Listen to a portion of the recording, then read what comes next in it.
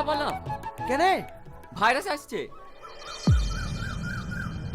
Virus আসছে? তুমি থাকো, আমি গেলাম। আরে দাঁড়াও না।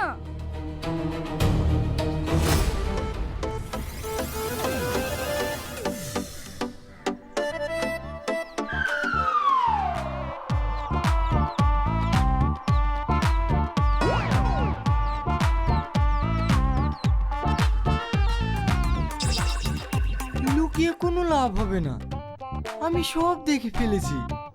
সত্যি এদের কোনো স্বপ্ন নেই, এরা কেউ ডাক্তার হবে না।